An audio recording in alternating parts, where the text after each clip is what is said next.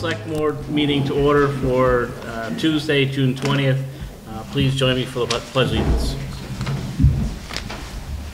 I pledge allegiance to the flag of the United States of America and to the republic for which it stands, one nation, under God, indivisible, with liberty and justice for all.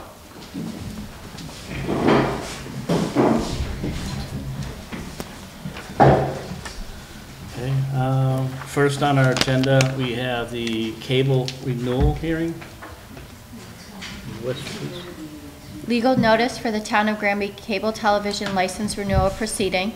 The Town of Granby Selectboard as Cable Television Licensing Authority under Mass General Law 166A, Section 1, will hold a public ascertainment hearing on June 20th, 2023, 5:30 p.m. at Town Hall, 10B West State Street, Route 202, Granby, Mass. As part of the town's Comcast cable television license renewal process. The Comcast license is due to expire on October 5th, 2025, and the Federal Cable Act 47 U.S.C. 546 requires a public proceeding to ascertain the community's cable-related needs and interests as part of the license renewal process. Public comment is invited regarding the town and public's cable license renewal needs and interests. For further information, contact Town Administrator Chris Martin, CO, Town Hall, or Attorney William August at 617-548-3735. If and when Comcast files a license renewal application or other renewal records, copies shall be available for public inspection at the office of the town clerk by order of the Select Board as license issuing authority. Thank you, Crystal. Good evening and welcome to the Town of Granby's public hearing on Comcast cable license renewal. By the way of a brief background for the public contest, Comcast cable television license expires on October 5th, 2025. Federal and state law requires the holding of public ascertainment proceedings, including the hearing to identify public town cable related needs. The notice of this hearing was in the local newspaper 2 successive weeks. Copies of legal advertisement are being entered into the record of ascertainment hearings exhibits. In this proceeding, we are open to attempting comments about cable-related matters of interest to the public, including but not limited to the customer service and the town's needs for regarding the local channels and studio, community programming, and public education, and the governmental access. We welcome public comments of any cable matter. Members of the Board of Selectmen may also have questions for these comments. Before proceeding in the public comments, I'd like to just briefly recognize Comcast Representative Eileen Leahy. Good evening. Thank you for having me here today. Thank you, Eileen. We do appreciate you attending the meeting.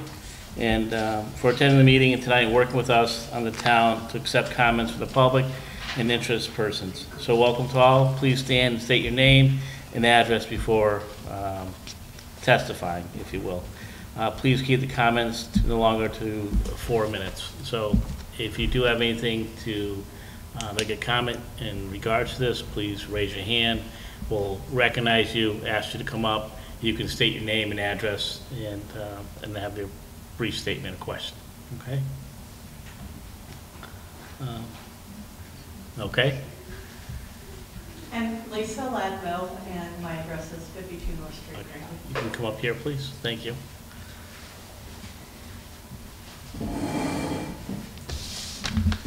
Good evening, everybody. Good evening. This is my first.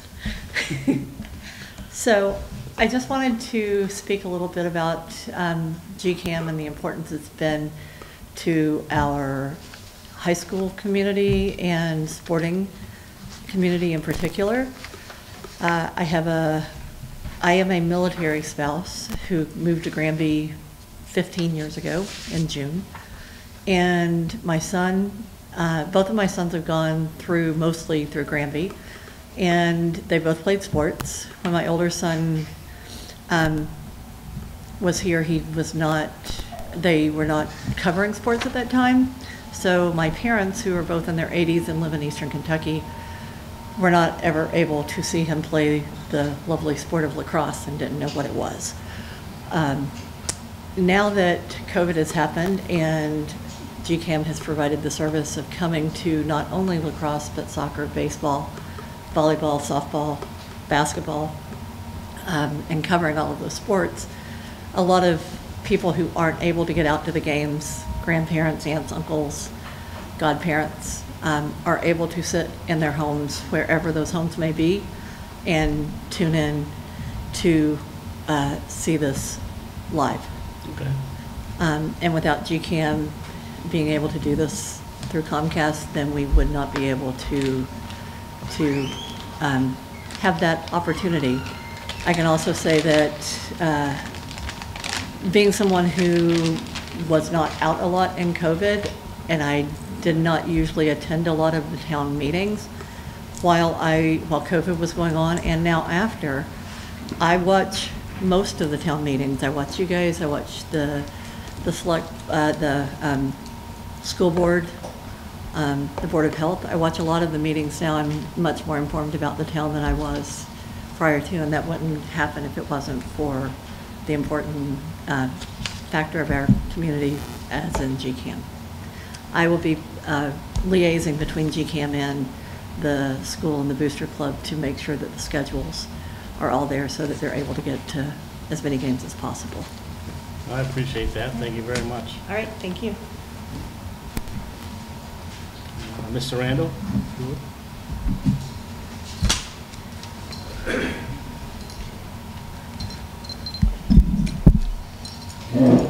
George Randall, 52 Taylor. I too would like to comment on the staff at GCAM. They work long hours. On days when I want to rest, I find them working. They're very generous of their time and their talents, and I would encourage the board to do whatever you have to do to enter into negotiations or whatever to keep the GCAM station up and running. It's important to the elderly that can't get out, and I get to watch the sports games, etc. But I consider it a benefit to the town. Thank you. Thank you, Mr. Randall. Appreciate it. Take a while.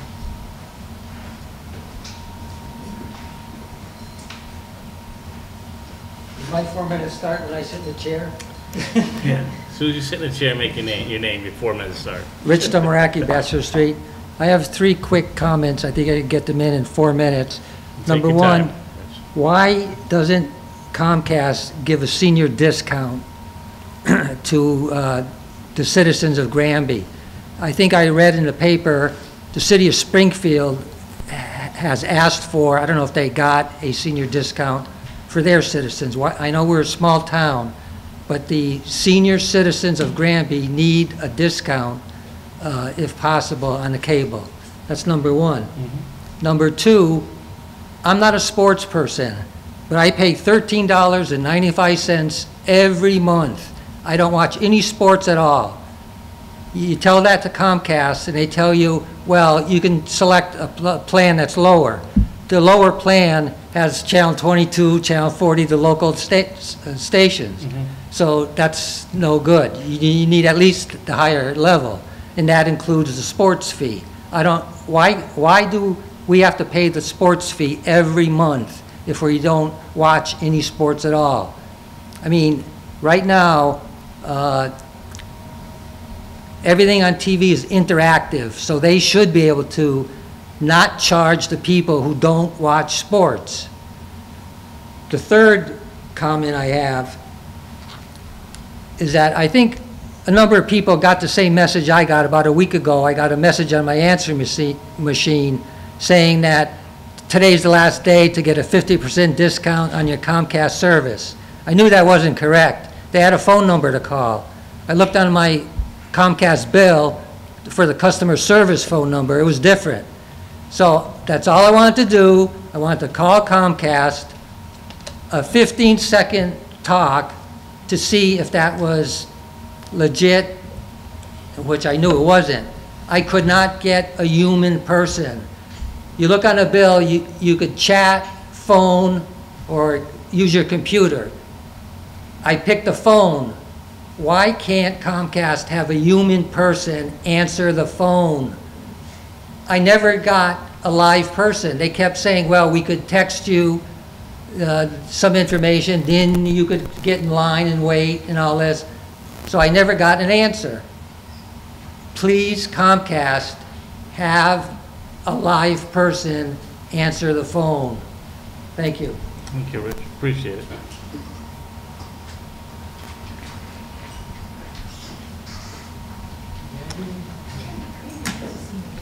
Is anybody else that had? Come on up. Thank you. Anthony Muse, 125 South Street. Anthony, you just wait so that the sorry. microphone picks up. Yeah, Anthony Muse, 125 South Street. I also wanted to talk just a little bit about GCAM. Okay. And how it's, you know, kind of the communications, de facto communication between the town and the people. So just for example, if we wanted to know about this hearing, I understand it's publicly posted, which is, you know, your obligation, but publicly posted is not always publicly posted, you know, so unless you're looking for it, it can be hard to find.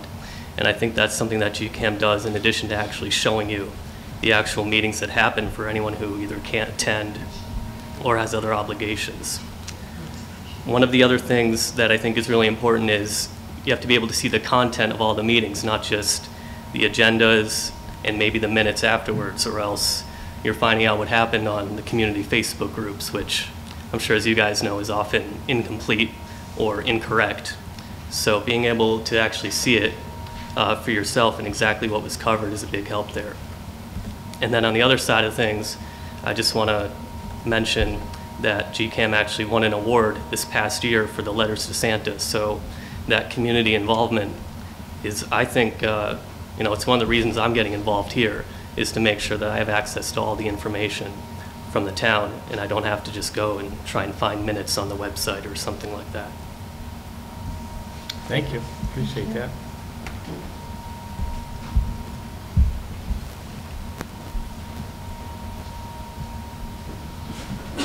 Larry Petrus, 294 East State Street. I had the privilege to serve for 30 years, retiring from volunteer service to Granby a couple years ago, with some very talented, civic-minded people over the years that created GCAM and negotiated several cable TV contracts. I second what Anthony said about governmental programming. I've seen over the years GCAM grow and cover a lot more meetings in town versus just the school committee and select board. Another exciting thing happened, although we've in the past hired interns from college, there is an intern from Granby High School coming on board. So that should create new excitement and growth through the Granby High School. We also have another high school in town named McDuffie that could win over some people that evidently could work as an intern for GCAM and then evidently go to work for some major networks. Like we've had a employee named Tim Piper a few years ago in GCAM that went on to a full-time career at Channel 22 News. And it's exciting to see a board rejuvenated with GCAM, who has Lisa to be a liaison with the schools for the sports. And it's important to cover all that because with both parents working or single mom or father working, they don't always have a chance to see their children participating in sports, which is a big part of education. My one and only concern for the board to look at in regards to renegotiation with Comcast would be to make sure with all the new houses and new streets and building in town that everybody that wants cable TV has the opportunity to get it. I know there's certain laws for density and population, but that's one concern I would have that I would hope the board would look at to make sure that everybody in town that built new houses on new streets have the ability to subscribe to Comcast cable TV. I thank you all for the opportunity to speak. Thank you. Appreciate it. Is there anybody else has any comments or questions? At this time, I'm going to ask the board members. Crystal? No, I don't have any questions at this time. Do you have any questions or comments? I think what the people here say, I kind of agree with them on most of the stuff. And I would echo that to a lot of the positive comments that were made in regards to GCAM. Myself would agree with those. And I think many of the people of Granby would agree with it as well, because they do provide a service that sometimes is overlooked until you actually need it or think about it. So thank you for the people that came out tonight with your comments. I know one thing that I do have for as a comment for Comcast that's come up. I say, you know, not every once in a while, is just the coverage in regards to internet service. There's sometimes people seem to be, it just goes out, or it's very spotty or very slow. And that's from numerous people throughout the town that I've heard of that have reached out to me in regards to it. So that is one thing that has come through that I've heard in regards to that. And it's different sections in different parts of the town. It's not just to one area. It's different parts. So and that's on that. Eileen, do you have anything you want to read No, I back to us? appreciate everybody's comments, and I'll take those back and take very seriously. And it's great to hear how everybody loves the public access channels and they're being used, because they are a great service to smaller communities and to larger ones as well. So it's great to hear that there's people investing in it and making it better. And we'll be working with Bill August, and we'll work through all the comments, and I'll take them back. And if there are any specific areas in town, new area builds, if you can provide those addresses so we can look into those, because I wouldn't know, to be honest with you, where the new builds are. We can And definitely then- follow up on that. And then if you know of a particular area with internet issues, if you can provide me an address, because I can drill down into that to see if there's an issue, but just hearing that there's spotty issues in the town doesn't really, it's hard for me to kind of figure that out. So the more information you can get on that, I'm more than happy to look into it and see what's going on. Okay, and that can be the message that I will relay back to the Yeah. people. And I think it, like I said, it's no particular area. Right. It's no particular time. It just seems like it does happen. And when it does happen, people have the question, what's going on with the internet? Yeah, because we can look right down to like where the service is coming into, like we can do a really deep dive. So, and you can also provide my information or get it to Attorney August, and he can get the information to me, and I'll look into it. And I appreciate that, and that's very helpful. If like you say, they do have a contact person if there's an issue. Absolutely. Thank you. You know, I will just let you know, there is a senior discount in Granby. Okay. Okay, so, Well, that's good to know, too. yeah, yeah. For all the seniors that are listening, I hope they do hear that, recognize it, and make sure that it is on their bill.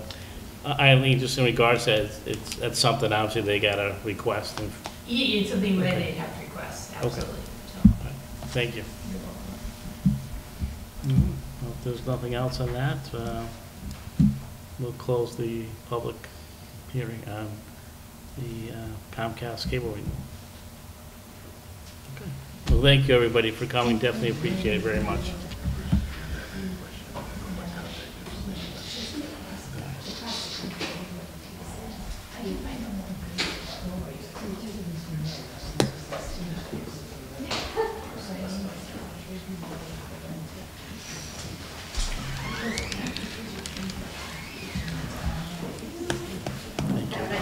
You too. Mr. Chair, Yes, have you officially closed the hearing? yes. Okay. Just want to make sure.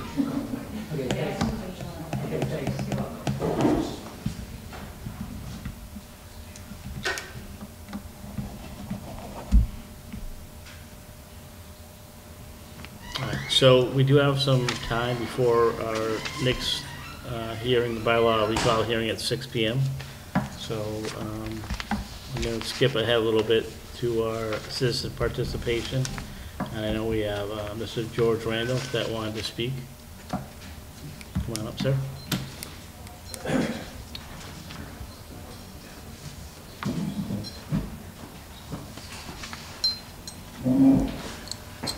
George Randall, 52 Taylor.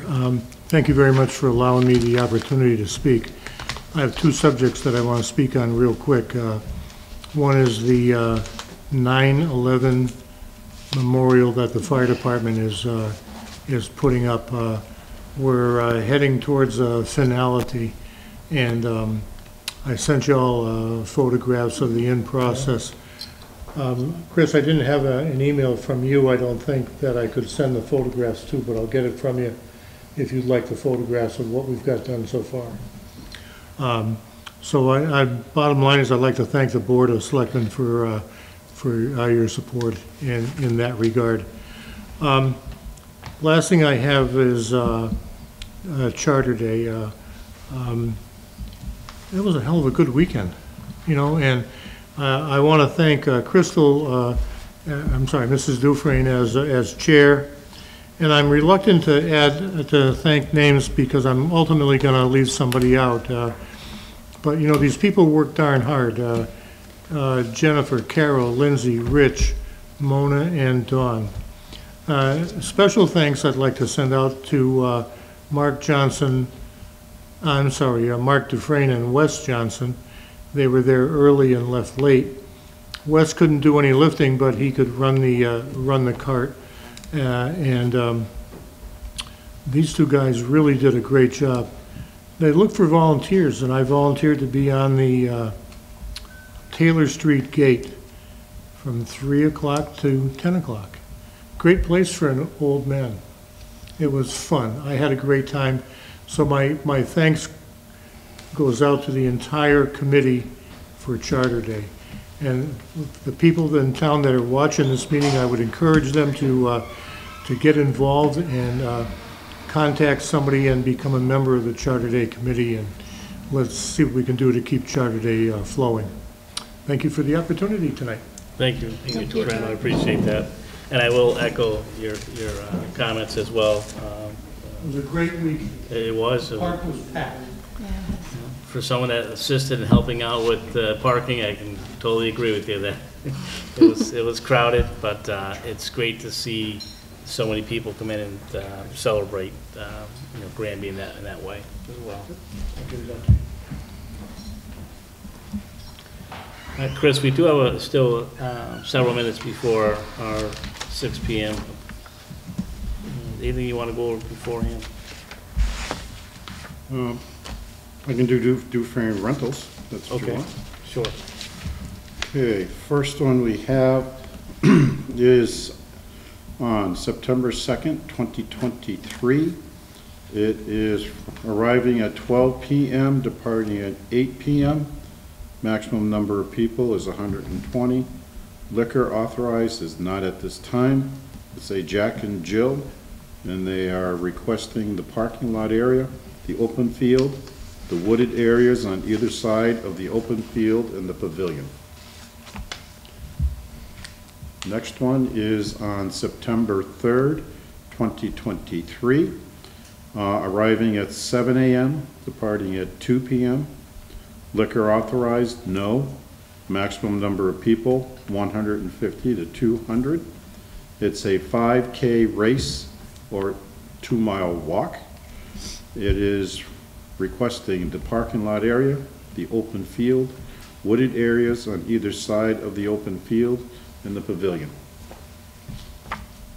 And the last one is on September 10th, 2023, arriving 10 a.m., departing 3:30 p.m. Liquor authorized, no. Maximum number of people is 70. It is a picnic for a large group, and it is for the large pavilion, the gazebo, and the large field.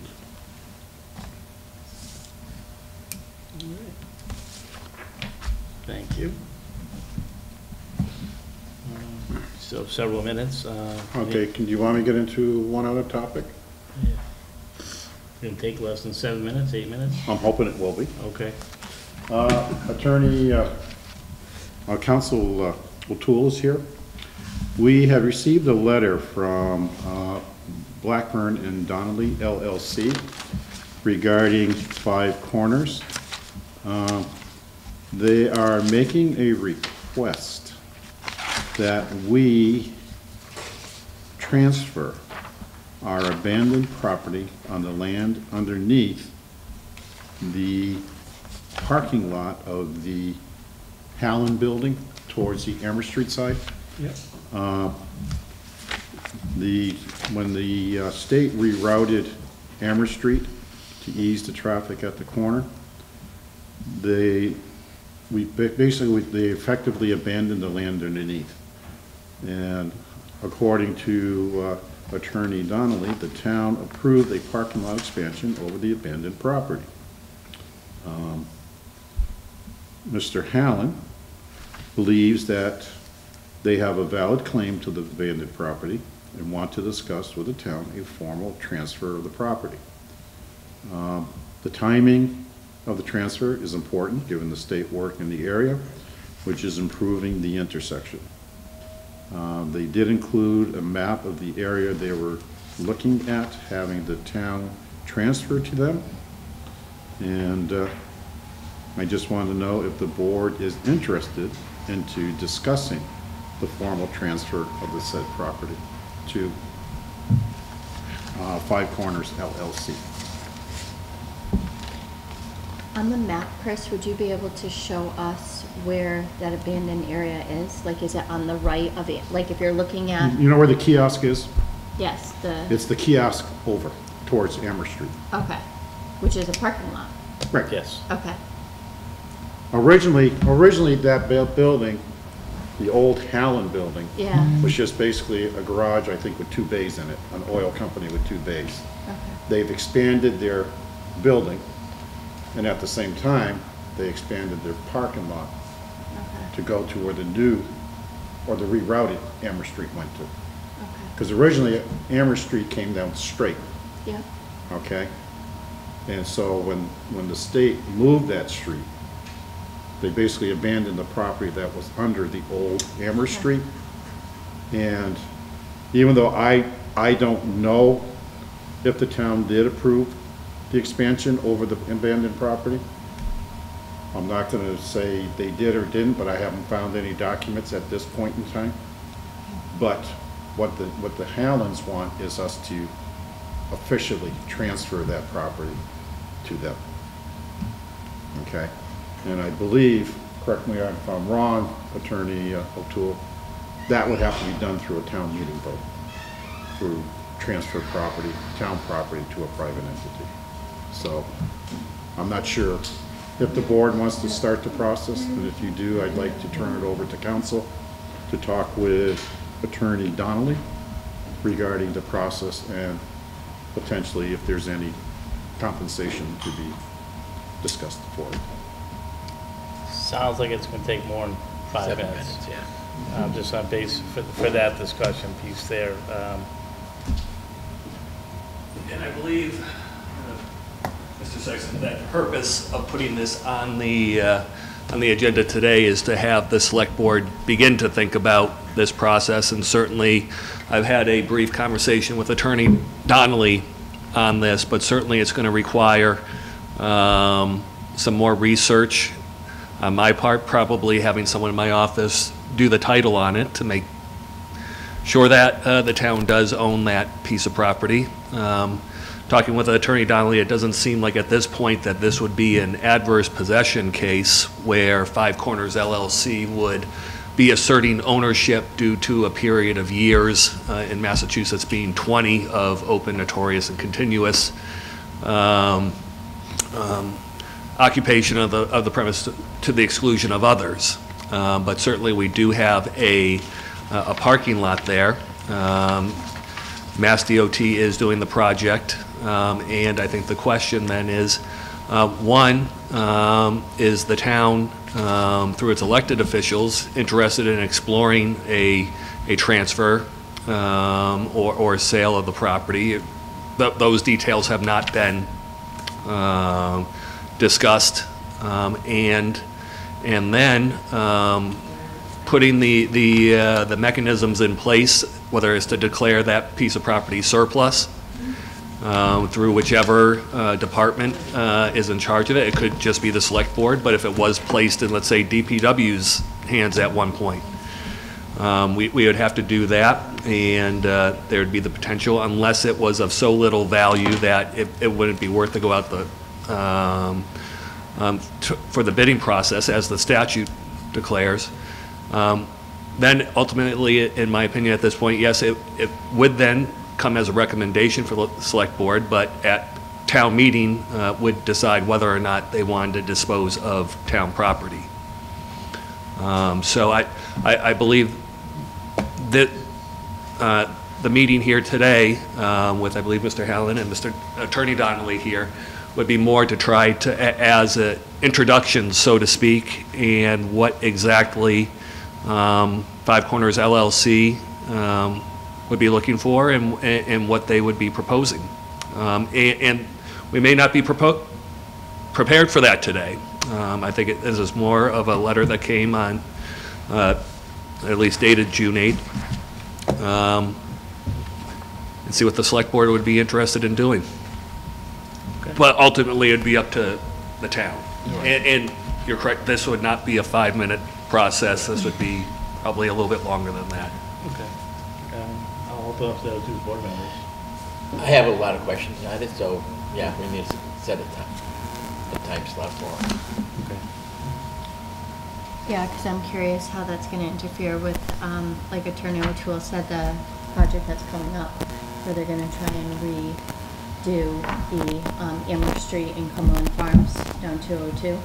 So they were going to try and redo that, so how is that going to affect that piece of land as well? I don't know the date of that part. I thought they were starting at the other end of Belchertown side. That's a different one. That's different. Oh, that's a different one. There's That- two. Okay. That There's one two. is, Belchertown one is the first project. Yeah. The other one's still in discussion and talks. Yeah. Where I am with it, is based on the letter that was sent to us, is to kind of research it and find out where that information is, and no disrespect, but if it's factual or not, and when that happened, so that we could say we have a starting point, yes, that did occur, and we work from there, or no, we can't find anything that actually states that the town did do this, or did say that, so I think that's a starting point for us. Yeah, absolutely. So, You then we need can to go see from that. there. I'm sure Attorney Donnelly has to fill that in real quick. I'm just gonna ask you to speak quick so we can move on to our next. I will, and I understand, I do represent some towns, so I appreciate your time crunch here. For the record, Derek Donnelly from Blackburn and Donnelly, appreciate very much Attorney O'Toole's comments. This was not meant today to be something you make a decision, but more to introduce you to the issue. We'd love the opportunity to formally address the board at a future time, and really appreciate the consideration and the consideration of Mr. Martin here. And I believe that's what the board is. Yeah. It will do. We have more information from the town's point, Chris, we can put it on the agenda. I would say probably at least 2 meetings out to give us, the town enough time to research it and find any documentation, because it's well over 20 years ago, I would imagine, because at least that, right? It's been there for a while. I remember it was done. Yeah, so. Great, thank you All very right, much. thank you very Thank much, you. Does appreciate anybody it. know the state's timeline on the intersection? No, okay. No, I'd say that's at least a couple of years out. All right, well, thank you folks for that, peace. Moving forward for our 6 o'clock, we have the bylaw recall hearing. Town of Granby legal notice, the Select Board will hold a public hearing on Tuesday, June 20th, 2023 at 6 p.m. at 10B West State Street in the Senior Center Large Meeting Room relative to the following: amending the proposed home rule petition elected official recall as voted at the September 20th, 2021 special town meeting to address issues raised by the Commonwealth of Massachusetts, Office of the State Secretary, Elections Division. Copies of full text of said amendments are available from the Select Board's office, Town Annex, and on the town's website at www.granby-ma.gov. So, I know there was some time ago that this was sent out, it was sent back to us with a recommendation to make some changes, some adjustments to it, which I believe is done. So if Attorney O'Toole will come up here and brief us on that, it'd be great. I apologize, I did bring with me the email from the Secretary of the Commonwealth here, but there was essentially two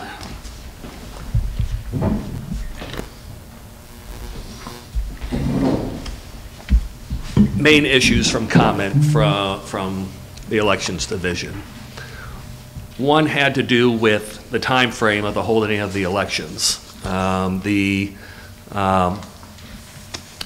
Elections Division, or whoever they had reviewed this, was, I think, looking very closely at subsection I, which stated the nomination of candidates, the publication of the warrant for the recall election, and the conduct of the same shall be in accordance with the provisions of law relating to elections. What it also says is, unless otherwise provided by this act, which is, quite honestly, the whole purpose of home rule petitions, is that we would like to go outside of what's provided for in the statute. And that's why you have to you go through this process where you need both parts of the House and the governor to sign off on this to have an actual act. In my opinion, and speaking with Chris, where we had the time frames in section D, okay, that was Granby's way of having these recall elections, because they tend to happen for a reason, to be quicker. The Elections Division was fixated on section I, which, in my opinion, again, disregarded the unless otherwise provided for in this act. So the real question then became, do we keep pushing the Elections Division, and at which point our state senator indicated that he can't push this forward if elections doesn't want to go forward. So speaking with Mr. Martin, we had two trains of thought. One, we can keep on fighting this battle, maybe win the battle, and who's right and who's wrong, but this is just delaying this even further. And the second part, which came maybe a little bit later and popped into my head, was, you know, if we keep the time frames, which aren't completely way off, it at least lets the town clerk run with one set of rules as it deals with elections, as opposed to having, okay, we have a recall, a local recall election. Do we now we've got a new map or a new calendar that she has to figure out. And as we may remember, that when this petition was at least passed by town meeting, there was at the very end of that that the general court can only make grammatical corrections and not substantive unless the select board approves them. So again, in my opinion, this does not need to go back to town meeting to be reapproved, because the original intent is still there, okay? That we have a recall bylaw. Certainly, if we are to be changing something more substantive in terms of the quantum of votes or signatures that would be required, I would say that's a different story. But here, where we are being requested by the Elections Division to be in line with Mass General laws in terms of when elections are to be held, regardless of the fact that home rule petitions are to vary outside of those Mass General law timeframes, it probably it's not worth, given how long that this has gone for, it's probably not worth the time and aggravation for an extra 14 to 20 days or so in terms of when an election. Certainly, if the quantum of vote is reached, or quantum of signatures to put this on a recall, then I just can't see that another couple of days defeating the purpose of what the will of town meeting was, which is to have a recall bylaw. And even with that, the 14 to 20 days, you still be waiting on the Elections Division to say yes, and they could just keep on saying no. Correct. So this bylaw, or this proposed bylaw, as amended, or even the original one, would not leave the elections division. It wouldn't have the check mark next to it. So we could request our state rep or state senator to push it forward, but the chances of the general court not seeing that check mark, Right. again, regardless of who's right or wrong, or would certainly frustrate the will, I believe, of the town meeting. And at this point, it's probably worth it just to go for it, because the election would still take place. It's just a question of how far out from when the required signatures were received and certified. Yeah. And I would agree with that as well. I think the important piece is that a lot of time and effort went into the committee that put this together. And And it's been delayed, anecdotally, and we'd like to kind of really move forward and get this in place. And as you said, I don't see a need to fight a fight when we know that it may end up coming back with the same thing that we're doing now. I'm not going to change it. and anecdotally, there was a couple of years ago a small community, much like Granby, with the exact same timeframes that were in the in the original bylaw that was okayed by elections and made its way through the general purpose, the general court. So whether or not we got somebody on a bad day or someone who caught something. And I think that's an important comment for people to know too, is that when the bylaw was sent for its approval, that we basically went off information from another bylaw that was approved. So we had the understanding and feeling that this bylaw would be, passed. And it did come back, and you said some people could be different people that read it and just didn't agree with what it said this time around, and they wanted the changes. And I think that's obviously where we are now. Correct. Crystal, do you have anything in regards to it? No, I just, should we clarify what they changed for the people at home so they know that it's still going forward as the town had wanted, but the days, just let them know where the changes were made? You can have the attorney speak to that. Yeah, I mean, there are red line versions. We did Yeah. also clean up some language, just again, update it, but more for nothing substantive, Yeah. other than the dates. There's clarifying when we put clerk, town clerk, Instead of the elected, office holder elected. and what office, okay? In my opinion, and again, perhaps going based off, again, other recall bylaws that have been since filed, to see what, if any, other tweaks that we can glean from those that elections may be looking for. Rick?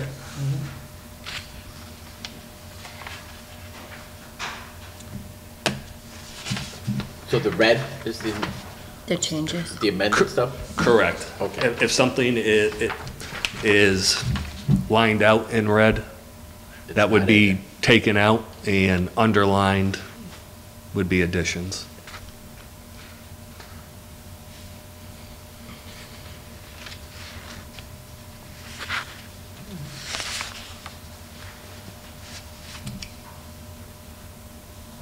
And the new stuff we got is the proposed stuff without the amendments added to it.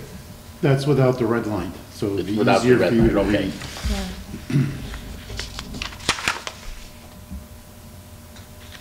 And just to clarify, the 100 or more registered voters of the town of Granby, it says may initiate a recall petition. Is that 25% of our qualified voters? Because that's what we're also saying in section C for the petition.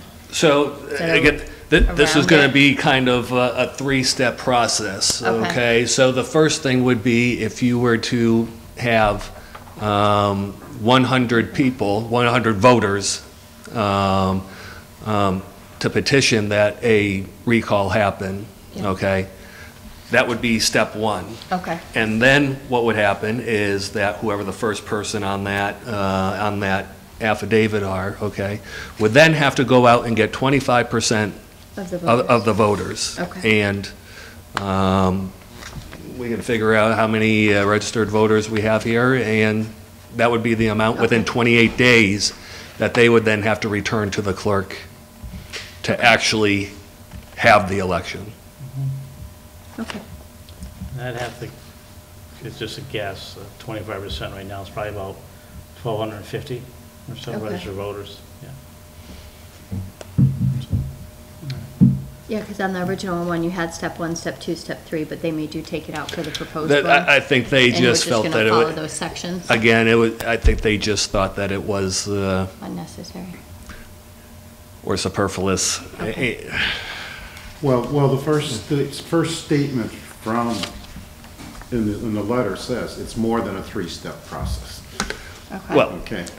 And it really isn't. It's the petition, it's the affidavit, and it's the election. Those are really the three parts Okay. of a recall, okay? But they just like us saying, well, it's just 3 steps.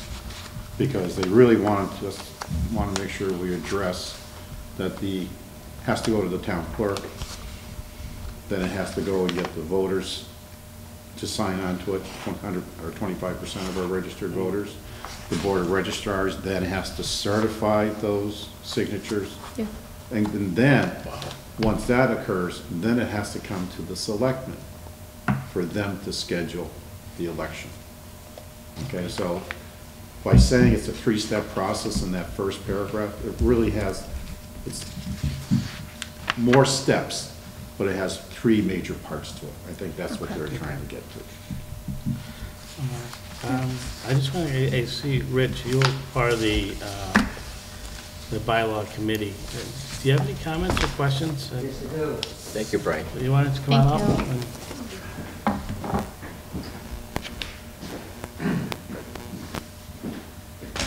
you. Rich Tomaraki, Bachelor Street.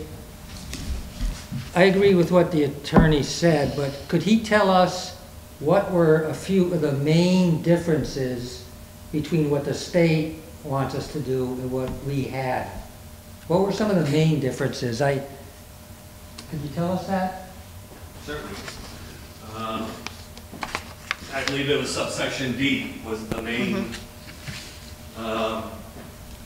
difference of opinion that we had.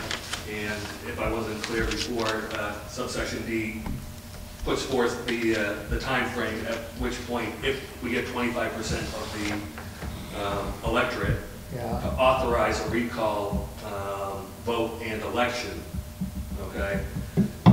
Then the state essentially wanted us to follow Mass General laws in terms of when those elections are going to take place, as opposed to what we had. When the recall election itself? Would be held, exactly. Okay, and we said 45 days. And we had said 45 days. And what did the state say? State line 64. Not less than 64 and not more than 90. We had 45 and 60. So they wanted us to wait longer. They wanted us to essentially follow what Mass General laws states for state elections. And again, this is where the not dispute, but disagreement comes in when you have a home rule petition. The reason why you're usually having those are because either one, you want to diverge from what the state election law has provided, or as in the case just in general, for a general recall bylaw, that there is no provision for that in Mass General laws. When we initially said 45 to 60, we're basically saying we as a town wanted this to happen sooner than what a state election. Did that change affect many other things? It did not. All it changed was the period of time, so that if you reach the 25%, okay. So essentially, we're adding on, a couple more, between 15 to 30 days, additional. At which point that election would actually be held. not whether or not, if you reach the 25%, okay, after getting the one, so not to go too far back. Yeah. So long as you get past what I would call step 2, or what was step 2, So the recall vote and election is still going to happen. It's just going to happen. yeah, but the recalled person would stay in office that much longer, correct? That would be correct. Okay. Okay. There's one comment I'll bring up, but if the town of East Hampton had a recall vote, in East Hampton, they only require 20% of their voters for the recall, but they have more of a population, so it's a higher number.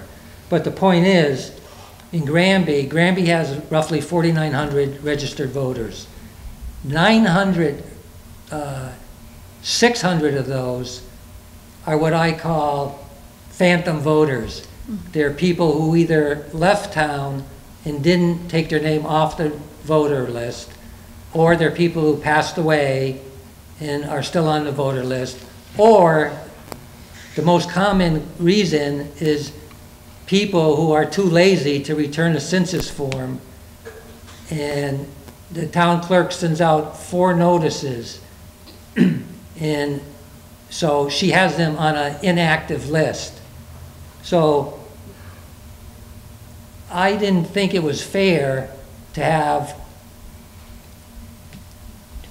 people who have who want to do a recall, even if you took if you said 200 of those 600 were really ones who will never vote again. 25% of 200 is 50. So someone doing a recall will have to get 50 more votes that really they shouldn't have to. But there's no way that list constantly changes. The clerk told me in Granby, if someone goes for a driver's license, they become active. If someone gets a dog license, they become active. So that list constantly changes of 600 people. Well, yeah, I mean, as people register to vote, as you said, that list changes. As people move out of town or people pass away, that who were registered voters, Right. it's always going to change every year. Yeah, but the way East Hampton solved that problem, they said that it's 20% of the number of voters in the last election. That would make a lot more sense. And I talked to the clerk about this, but she said you can't use a local election, because in the local election, there's only 200 and some odd people that voted. Right. You'd have to use a state election. It's a lot higher. Right. But I don't think we want to, I just thought I'd bring that up because it's an interesting point. But I do agree with the town attorney that it's better to go get it done instead of letting it drag out. Yeah. And I remember some time ago when this was coming up, having a conversation. I can't remember if it was actually one of the senators, Eric Lesser, or one of our reps. But he did make it a point that the state wants to make it difficult to have a recall. So it's not easy to remove someone from office. In a roundabout way, saying that if it's the will of people, the will of the people to put someone there, they want to make sure it's the will of the people to remove someone. So it takes a greater amount to remove someone from office than it does to put someone in office. That I can't remember what it was, but that's was the thought process behind it, because it's not easy. People were going through a lot of it just because they didn't agree with someone or they didn't like someone. They could start the recall process, where it's supposed to be based on if someone did something wrong, or I think you were right. You were right interest. about I think someone at the elections department had a bad day, or they had a gripe or something, because we not only took one other town's, we copied their information. There were I had 4 or 5 recall bylaws from other towns. They all said the same thing, and we used exactly what they said, theirs passed and ours didn't. And it all depends on who sits on a committee or a board at times. People have different views, different thoughts, different ideas where, Right. you know, and that changes things. And that's just, I mean, regardless of what it may be, that happens a lot, Right. so. But could I get a copy of the letter when it's finally approved, or whatever, after you send this to the, who will this be sent to? I believe it'll go back to our state senator to start the process again, to shepherd it through the process, who then distributes it amongst the colleagues, or goes to the various Right. departments, much like elections or, But they're in session now, so it should be Right. fairly quick, shouldn't it? Well, I did speak with Senator Alvaro, and he did say that he would do his best to move it along as quick as possible, knowing that it's gone through the process already, and we're, if you will, back to the table again. He did mention that he'd do his best to move it along, so it wouldn't take as long this time. Okay, when you get a copy of the letter that approves it, could I get a copy? Absolutely. Okay, I'd appreciate it. Okay. Okay, thank you. Thank you. Thank you. Does anybody else have anything? No? All right, so I think at this point, we're just gonna, if the board wants to, is okay with the changes that was, Yeah. Yeah. Yes. I'll make a motion to approve the changes of the proposed amendment for the recall bylaw. is there a second? I'll second that. Any further discussion? All in favor? Aye. Aye. Is anybody opposed? Okay. Moving forward. Thank you, council. Thank you.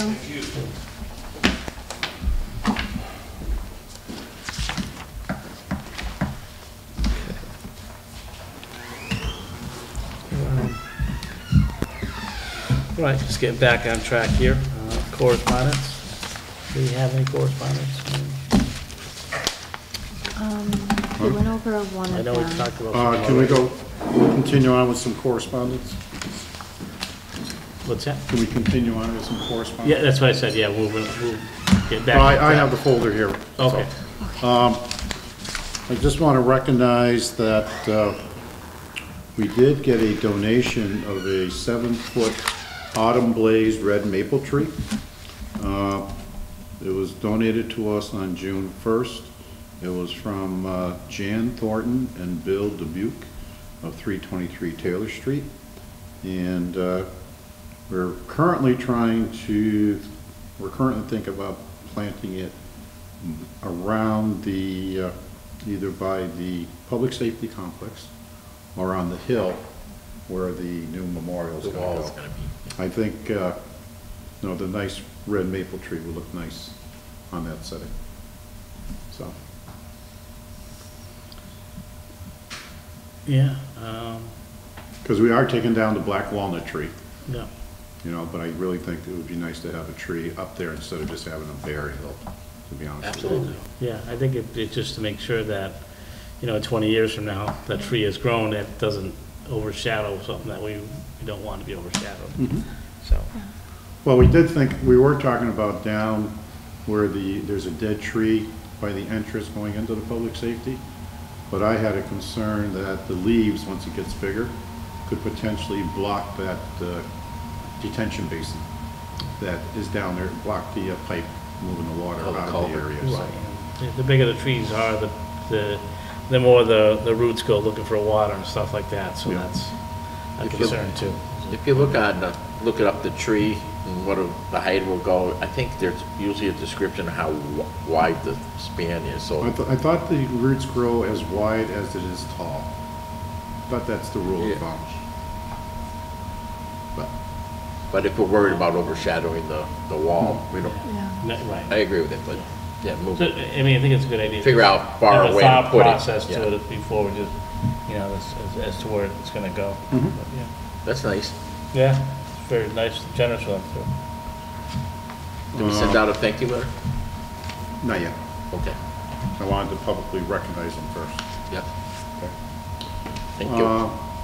We also have a letter from Labrie Poulot LaRoche Benguiu, regarding a request by JLN Properties of Carver Street to remove some property from 61A. Normally in the past, whenever we get a request of this nature, we turn it over to that Land Review Committee. Does the board wish me to turn that over to them again? And have them review and see if the town would be interested in exercising its option? I would think so, just to be consistent with our practice that we've done in the past. Agree. What is the 61A, Chris? 61A is basically you get a tax reduction for farm, recreation, or open space. Okay? And you have to file with the assessor's office on an annual basis, saying you want to put that piece of property in that section of the law. And if the assessor's granted, then you get a tax break. When you take it out of 61A, you are then required to pay back the taxes you normally would have paid on the property. And when it comes out of 61A, the town has a right to purchase the property. Yes. Okay. If it wishes to do so. So that's Which is why it's going to go to the Land Review To Committee. see if it's worth the town to consider purchasing the property. All right? Yeah, I think that's a good idea. Okay, and then the other topic I wanted to talk about is a proposed intermunicipal agreement between Granby and the town of Hamden. The town has been looking at trying to hire a conservation/planner for the town. However, I was contacted by the Pioneer Valley Planning Commission, and they were talking with the town of Hamden and another community about creating a full-time conservation agent position. The talks with the other town fell through, so they wanted to know if Granby would be interested in sharing a conservation agent with the town of Hamden. As we were talking about it, we also said, well, we now are required to start having stormwater regulations in addition to just conservation. So to make it a shared conservation agent, stormwater coordinator position. Basically, it would be 20 hours a week for us and 20 hours a week for Hamden, the town of Hamden. This proposed MOU has been forwarded to the Conservation Commission. I have not heard comment back from them at this point in time, but I just wanted to bring forward to the board's attention that we are looking at this and trying to at least address that position at this point in time.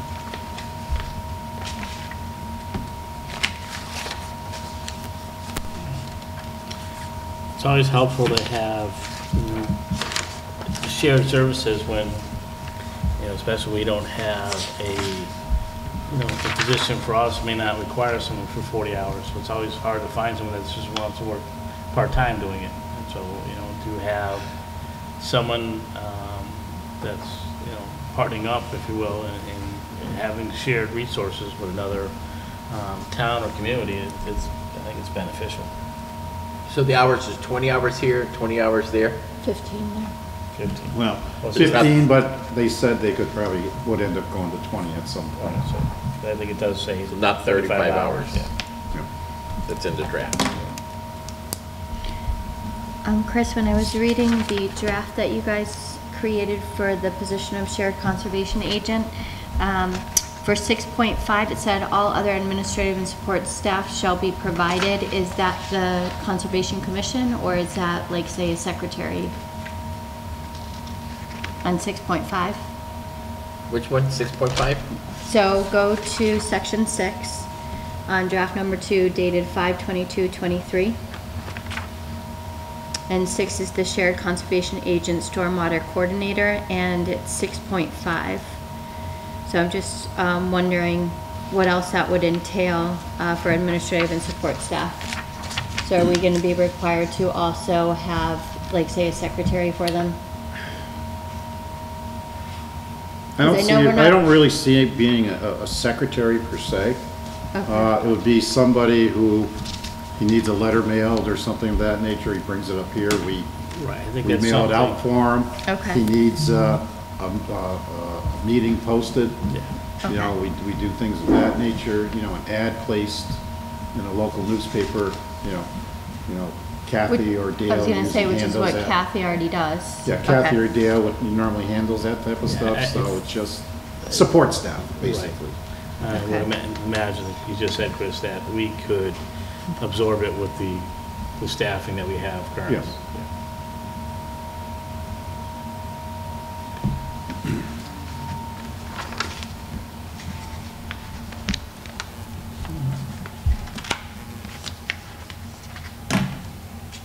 Do we have any other questions regards to?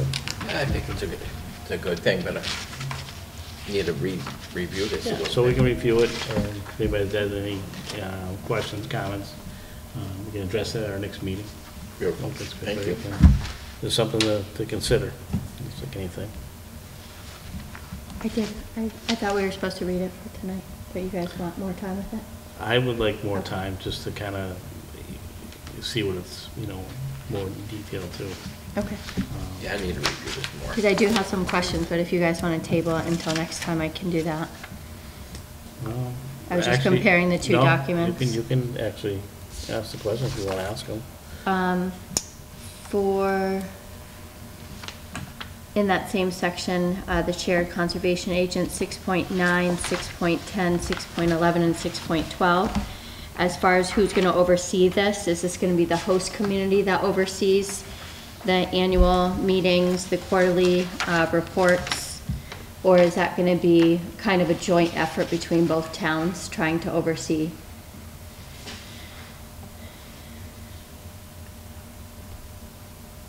Jointly. Okay.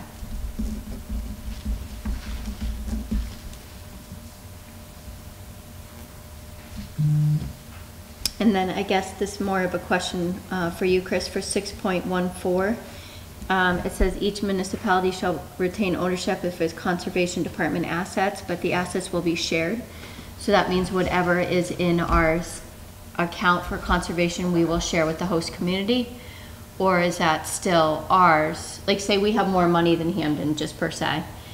If Hamden needs it, according to 6.14, they can use it based on what best meets its needs, I guess, is the way I read it. No, assets is computers. Okay. I look at equipment cars. and stuff like that, So yeah. not the money that's in the conservation? No, Okay. it would be if he needs a car, the Okay. town needs to buy a car for him to go around and do his job.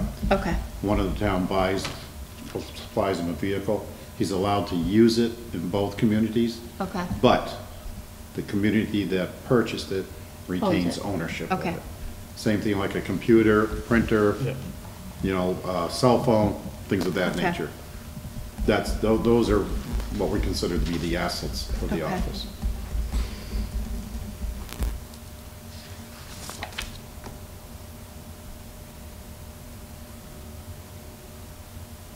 and then underneath the host community, which is number 7.3, says approval of the other municipalities' town administrator. Upon written notice of the proposed appointment, each town administrator shall consult with their respective conservation commissions. So, Which one are you talking? 7.3. Okay. So I don't know, it just didn't read correctly, I guess. So both town administrators need to approve the position. But the host community shall perform the procurement and enter into the contracts with them? Yes, Okay, but both town administrators are going to agree to the hiring of this yes. person? Okay, In consultation with the Conservation Commission of each community. okay.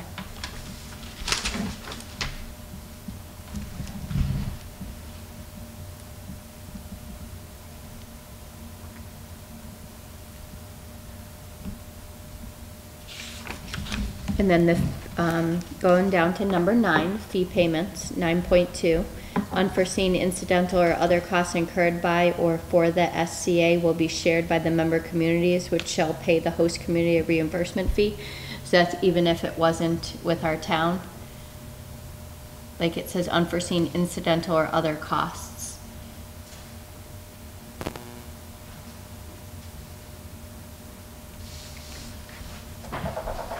So is that like, say he gets into an accident and he totals the car that was given to him? In that per se town, we both paid it. I guess a Fine. worst case scenario, I guess Yeah. you could go with that.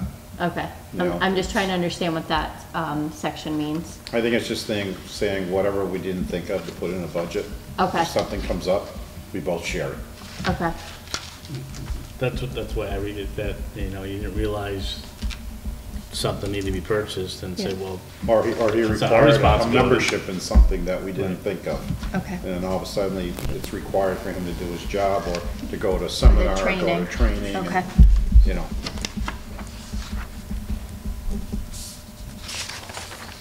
There's always something that slips through the cracks. Yeah, always.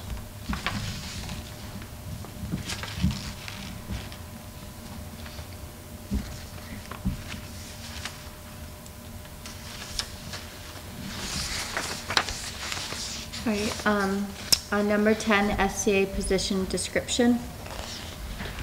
For 10.5, it says the SCA, the last sentence, will prepare for and attend meetings of the Conservation Commissions as requested. But on the job description one, that was a whole separate document, it says that they will attend all public meetings and hearings of the commission. So we're saying he can, whoever, he or she, will attend the meetings as requested, but then on their job description, we're saying that they have to be at all of them. We want them to be at all of them. Okay. But if the commission feels his presence Is isn't not necessary, needed. then they can say, grant him not to have to Okay, attend to a meeting. so only if granted by the Conservation Commission.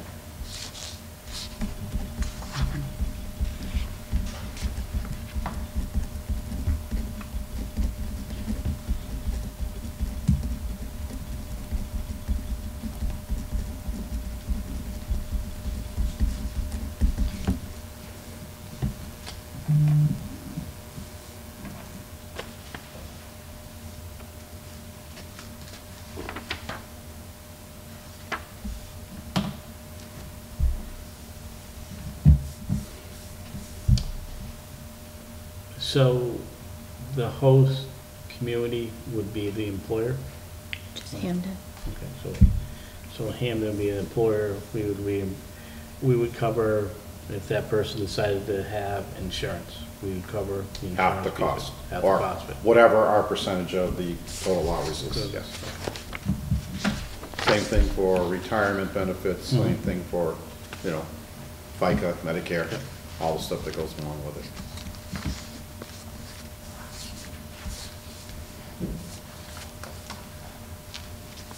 And I noticed from both documents, Chris, that they're going to be doing a lot of the grant writing. So is this in lieu of a grant writer?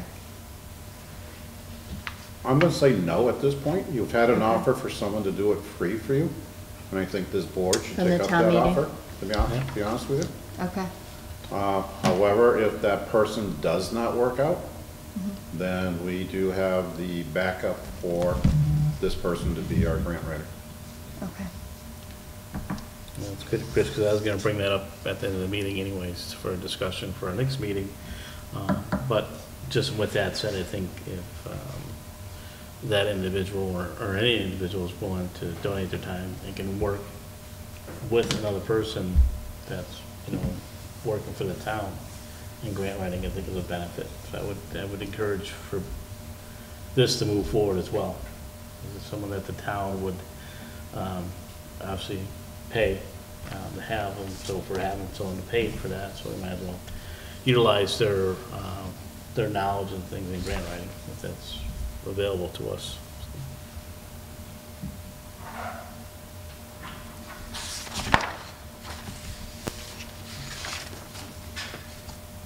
Anything else, Crystal? Up to this point, was the stormwater always Dave's DeRocher from the highway department? He's been doing up to this point, We right? always put him as it. Okay, However, but with him being, again, starting to get overwhelmed with other reporting requirements, then I think it's better that we try and split some of those duties off a little bit, too. And I think you'll see that as we go forward, more and more information and data. I mean, you're looking for, as we report out on certain things just like that.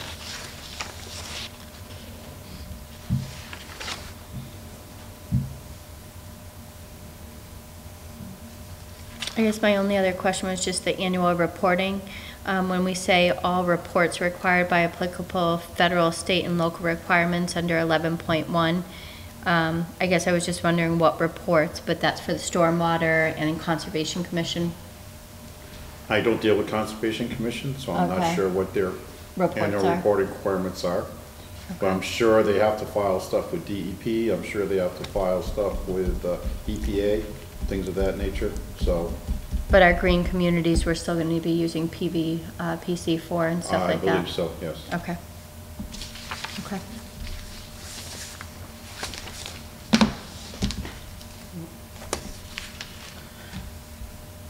Rick, have you thought of anything since, What's that? have you thought of anything? Or- No, I'm still reading it, Okay, all right, so, but, is that it? Yeah. Okay, so we'll still push it out for yeah. our next meeting as well, so if anybody has any additional questions, they can be addressed at that time as well. We have more time to review it. A lot of information. Does Hamden have a time frame of when they want to post this? As soon as possible. So they're waiting on us? Okay.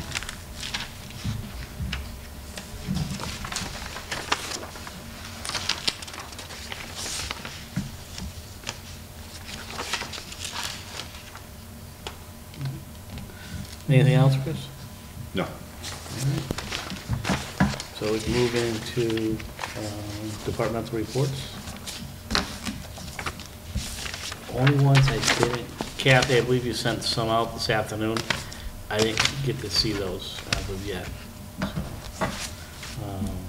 Was one from the police department, one from the fire department.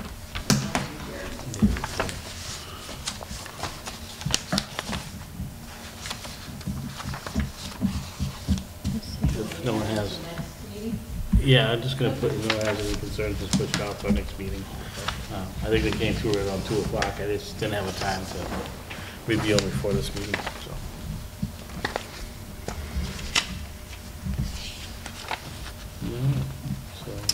I did have one question on the departmental reports, if I can just ask about the maintenance one. I know that the water tested for coliform. Has that been cleared up, or is there anything that we need to do differently in one of Jeremy's reports? The framboys came out, and then 2 days later came out again? Don't know. I don't know the results of that. Okay.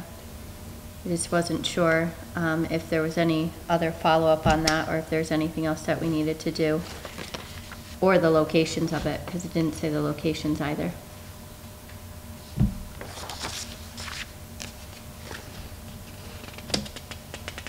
Well, I'm gonna say that if we didn't have to bleach anything, Right. or if we didn't have to post a no drinking order, Right, then I'm sure whatever the follow-up was probably came back clean. okay. So you can pose that question to Jeremy and have an answer.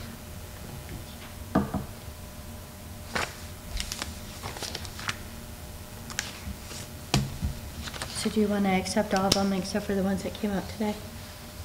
Or do you want to just table all of them We until can next just time? table all of them. I don't Okay. think there's anything, we can just table them all together. Okay.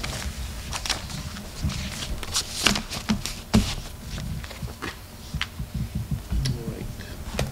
Moving next to approve and assign maintenance warrants.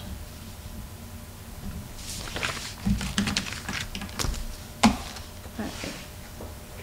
So the first one is a payable warrant number 71 dated 5/19/2023 in the amount of $147,436.16. So I will make a motion to approve that one, but I will abstain from the payment that was made to me for the Charter Day Committee. Okay. Is there a second? I will second that motion. Any further discussion? No. All in favor? Aye. Anybody opposed?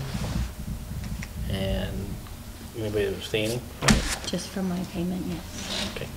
So, on the record, not this one.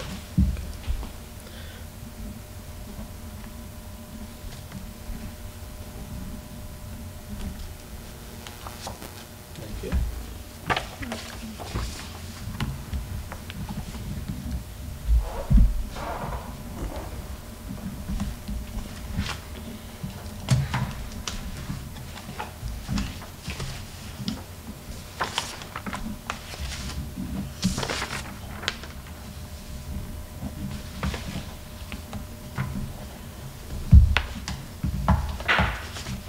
So I'll still read the school payable warrant, I just will not, I will just abstain from it, okay. All right, so next one is a school payable warrant, number 71S, dated 5/19/2023, in the amount of $185,689.34. Is there a second? I'll second that. Any further discussion?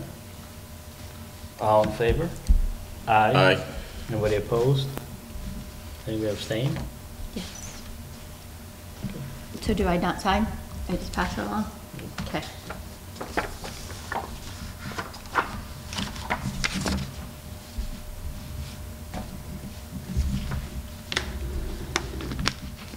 Maybe it's not over.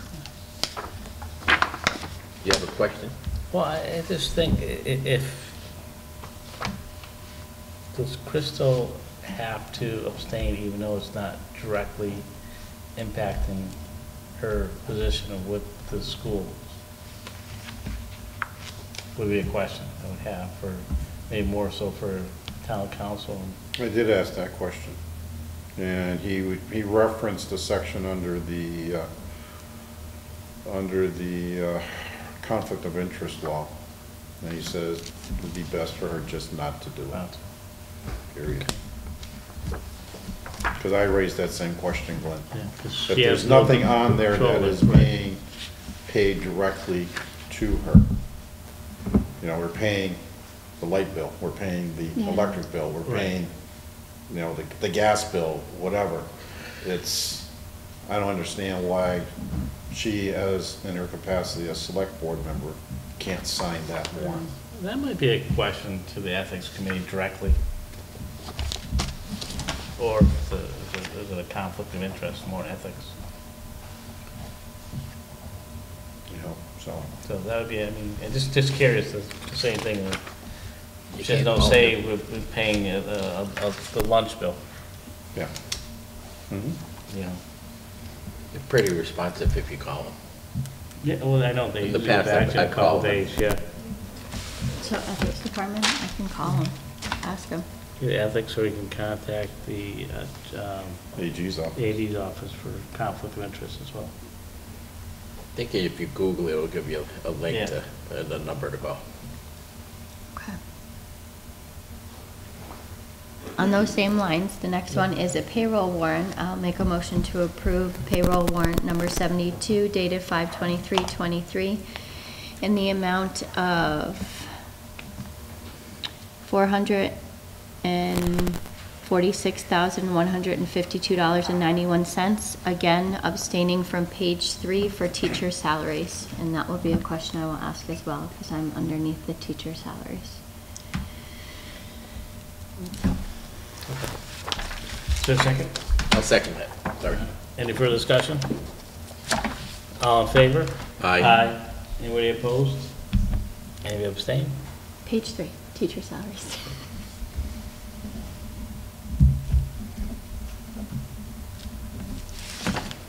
Thank you.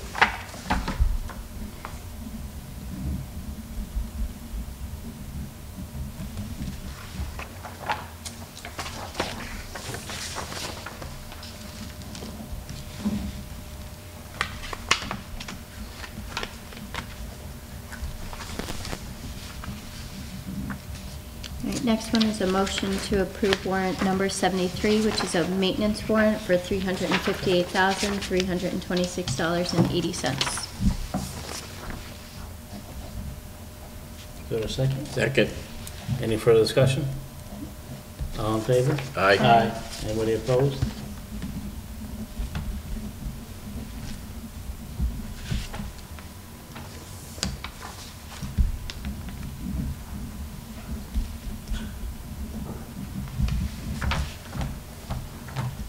Thank you.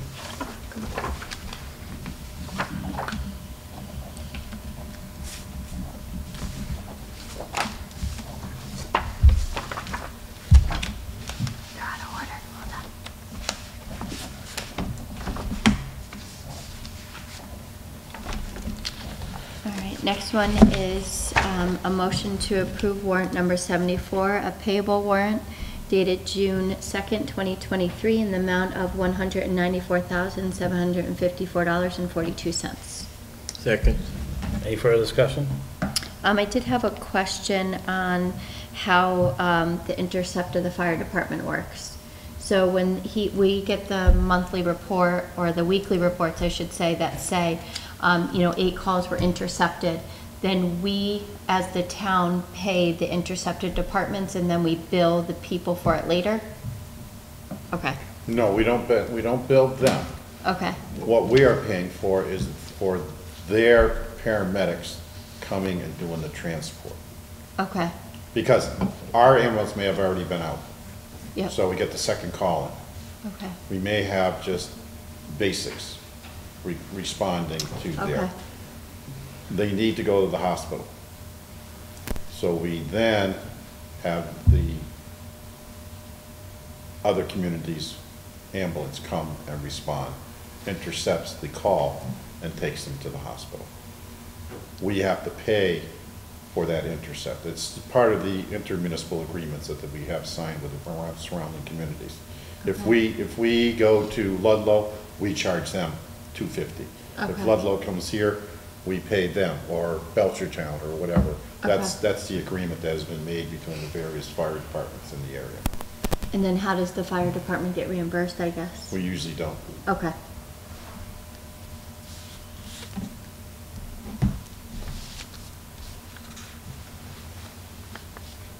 All right, that was it on that one.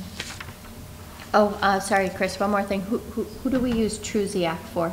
That's for our Obamacare reporting requirements.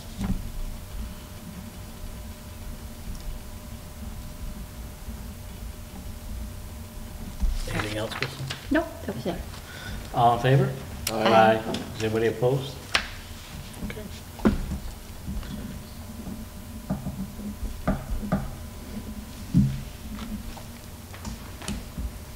This isn't that thick one.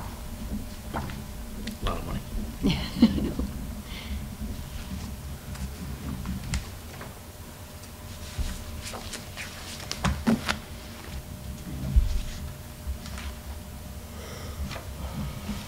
All right, next one is to make a motion to approve the school payable warrant number 74S dated June 2nd, 2023, in the amount of $172,682.60.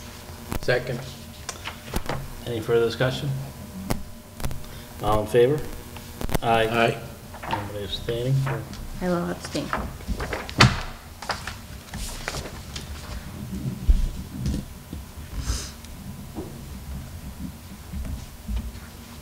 And no one was opposed to it, I'm assuming, because you had 2 yeses and 1 abstain.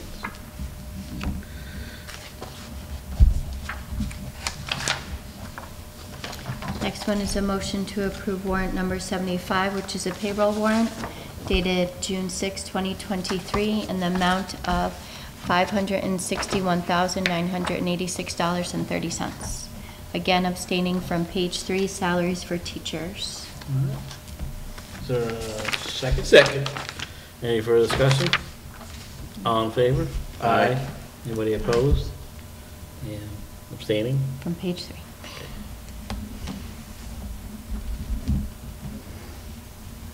Thank you.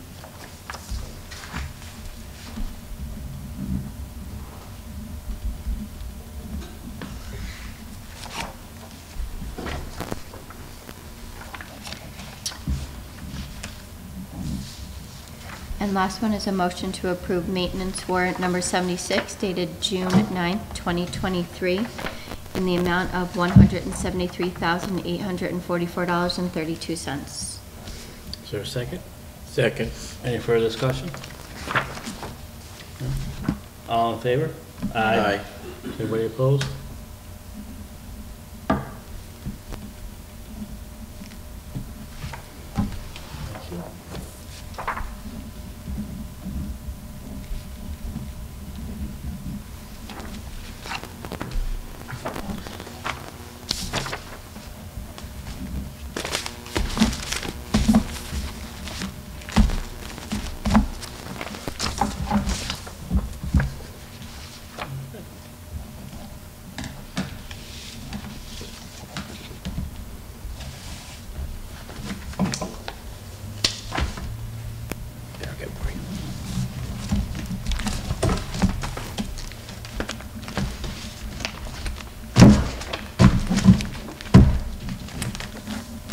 Thank you. Thank you.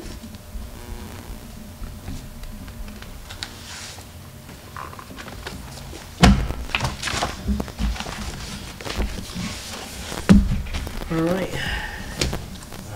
Approve or sign any maintenance, I'm sorry, approve or sign any minutes? If any. Nope. Okay. Do we know what the progress is on the minutes? I know she's trying to catch up, but, okay. Move on to approve and sign our common vic licenses. Right, so make a motion to approve common victualers license 23-51 to Evelyn Hatch, doing business as Breezy Acres Greenhouse and Garden at 25 Pleasant Street in Granby, Mass, in said town of Granby, in that place only, and expires December 31st, 2023. Second. Any further discussion? All in favor? Aye. Anybody opposed?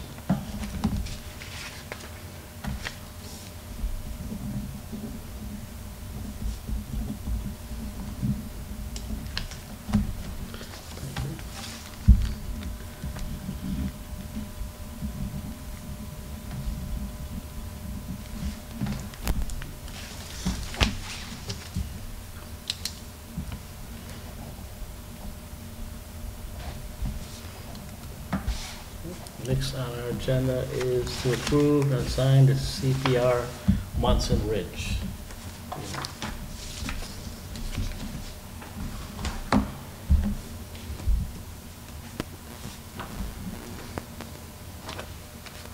The conservation signed it at their last meeting, and you'll see there's 4 of them, I believe, here.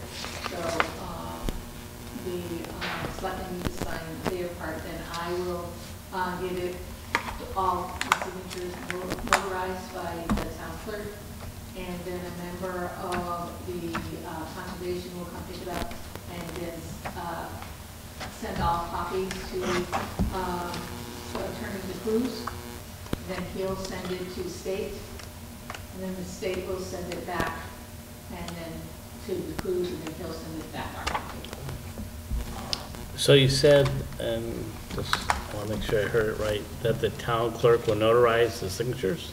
I'm saying it's all of you guys. Just taking my word for it, I have to sign. You sign that, I sign that, it's your signature. I'm honored that they're your signatures. Okay. Where exactly are we signing, Kathy? There should be 4 copies probably in another folder. No, next one down. So the town clerk's not notarizing our signatures? He's notarizing that I'm saying it's your signatures. She's notarizing that you signed, we signed. Got it. No? She's notarizing? She's notarizing Kathy verifying that you signed the document. That's kind of what I was saying, yes, okay. This we're clear now, that's all. I'll make sure we're clear, that's all. That she's not actually, Yeah, and some of you would have been here, but Okay. all of them were. all right. Well, then pay attention here.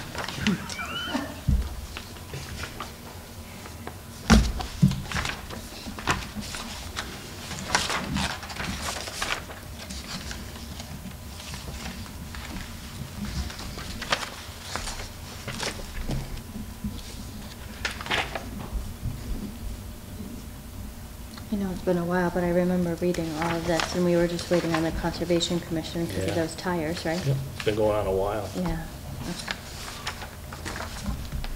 It was going on a while before it got to us. But this portion is coming to an end.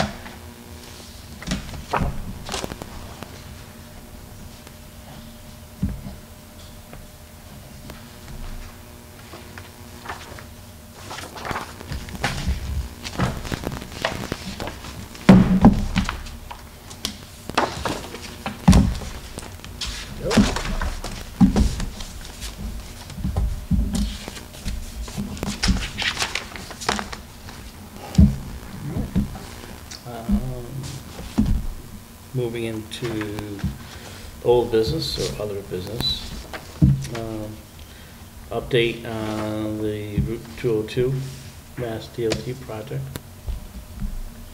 No, I have no Nothing new? updates on that. Okay. Nothing new to report. Okay. Forge Pond update. Forge Pond, I haven't heard back. I'm gonna get a hold of the consultant and see if he's heard anything on that. Okay. Update on dredging Dufresne Pond. The dredging, I did get an email from Carl Nielsen. They've completed their field assessment. The sediments in the pond are relatively clean, which should allow us to reuse the sediments in the around Dufresne Park to maybe level off some areas and help redirect water accordingly. The current volume of the sediment is calculated to be about 41,000 cubic yards. But once they do a conceptual design, they're hoping to get that down to below 30,000 cubic yards to reduce the cost. He's hoping to have the report done by the end of this month or the early part of July.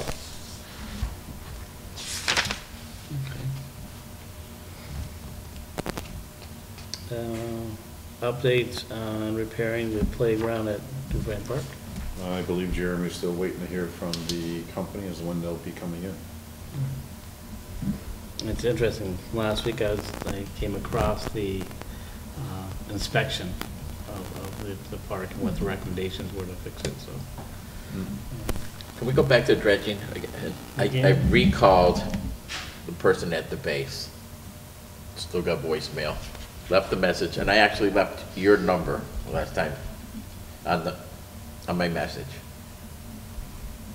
I've been trying, Okay, but yet I'm getting nowhere. all right. Chris, how long will the company honor that contract that we had with them for the park?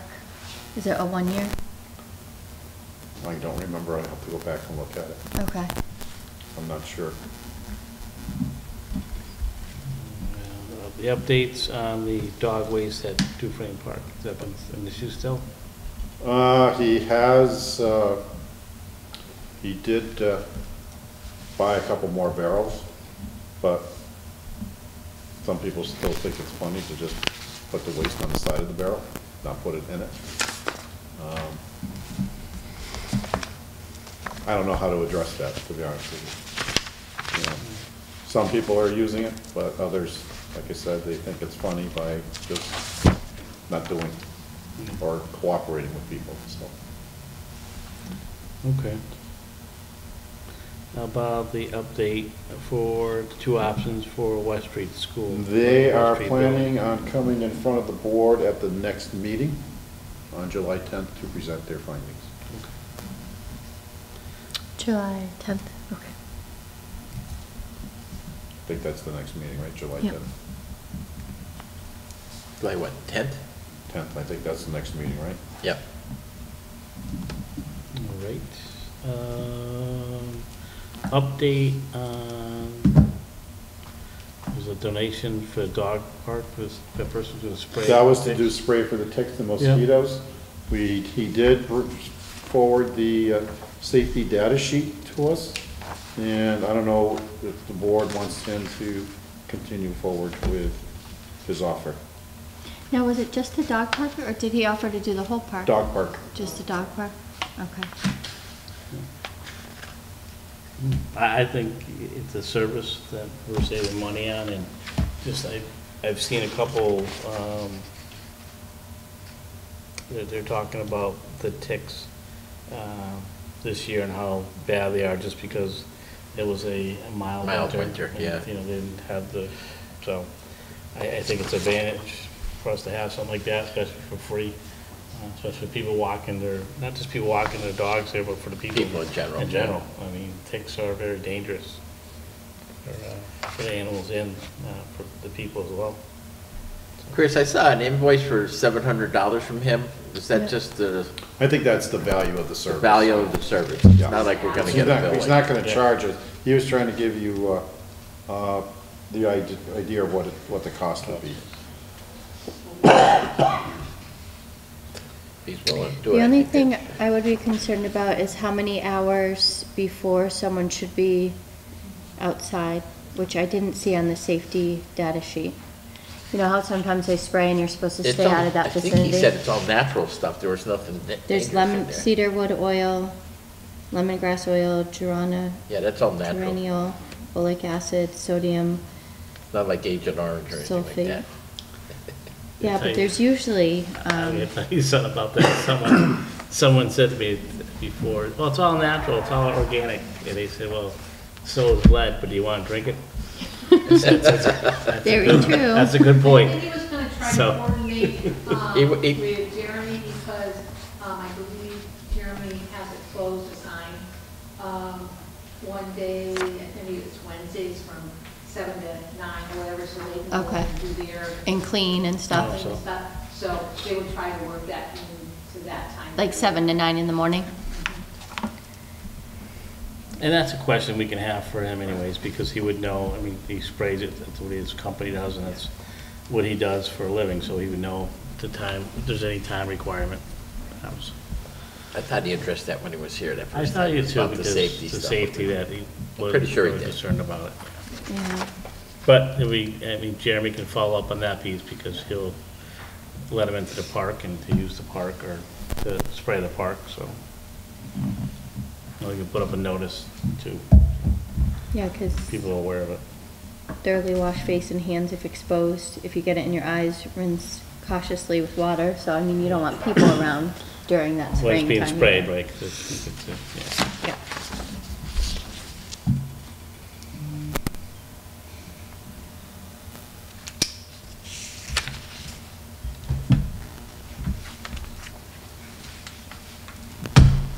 So is there anything that we have to vote on to accept the donation? Yes. Okay. So, I will make a motion to accept the donation from Skeeter Shooting for the dog park, which provides 6 sprays for the season. I will second that motion. Any further discussion this time? Nope. All in favor? Aye. Anybody opposed? All right. Before we go into executive session, I will ask, is there anybody have anything to bring up for our next meeting?